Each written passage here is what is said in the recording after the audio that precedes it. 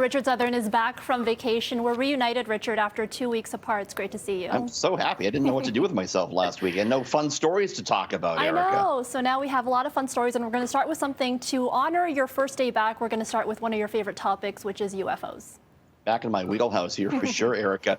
This is interesting, though. More high-profile U.S. Politicians, political leaders, intelligence leaders are now weighing in on this story. Of course, this is the background. These videos shot by U.S. Navy pilots a number of years ago of vehicles. They didn't know what they were. They were moving in ways they couldn't explain. They were authenticated by the Pentagon last year. In June, the Pentagon came out with a big report on this, saying they couldn't explain hundreds of incidents. A couple of weeks ago, the current head of NASA said, quote, "It's something." And now Avril Haines is speaking out. She is the U.S. Director of National Intelligence. She oversees 16 U.S. spy agencies, including the FBI and the CIA. She was asked at an event in Washington the other day what she thought about these videos. Take a look.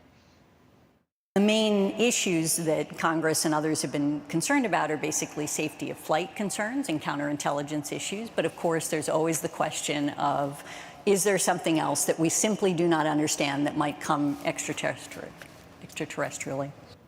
Couldn't even get that word out, Erica, but the fact that she did crack open the door, the top U.S. spy chief cracked open the door to this possibly being extraterrestrial, that's pretty significant. Yeah, definitely. Little by little, this is gaining more traction and more interest and attention. That's very interesting.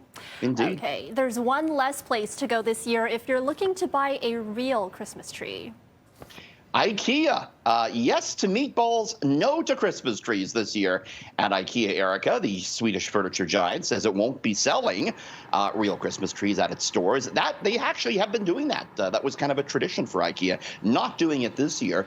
They say it's because of an industry-wide shortage of Christmas trees. I remember actually doing the story last November about a Christmas tree shortage. This is persisting this year. It has to do with climate. It's taking longer to grow the trees. This year, though, the global supply chain crunch brought on by the pandemic also affecting the supply of Christmas trees. So you're not going to be able to get your tree at IKEA. You're going to have to shop around for it. You know, you were telling me during the break that you put your Christmas tree up already, Erica. I did, yeah. It's a fake one. I considered getting a real one, but yeah, I know there's a shortage going on, but I just thought that the upkeep for me, personally, I wouldn't have been able to do it. So I agree. A lot of people on Twitter today, some people on Twitter were saying, you got to wait until the 15th of December. Some people are very adamant that you can't put your tree up this early. Okay. But I say, whatever, put it up. I needed to have the holiday tree. vibes. I needed to feel good, so that's why I did it. There you go. And finally, we all have that one song that we love listening to over and over again. And now there's a new study that shows that what it does to our brain, Richard. When I find a song I like, I listen to it over and over until I hate it. I run it right into the ground, Erica. Just binge it, yeah.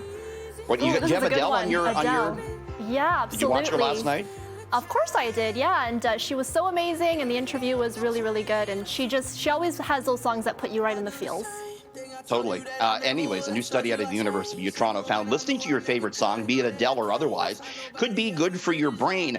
They looked specifically, though, at patients with Alzheimer's and dementia, and it found listening to a song they liked, especially one that had meaning, like a song they listened to on their wedding day or whatever, stimulated neural connectivity and helped maintain higher levels of brain functioning. All participants improved cognitively when they listened to their favorite song or their most meaningful song on repeat. And experts say using music to help treat people in early stages of Alzheimer's or dementia could be a game changer. Erica. I love that. Yeah, and I certainly listen to all the throwbacks too. It makes me feel good. Brings me back to that I'm time. all about the 90s right now. Yes. I love that stuff. 100%. We gotta swap playlists or something. We should have a dance off on Friday too.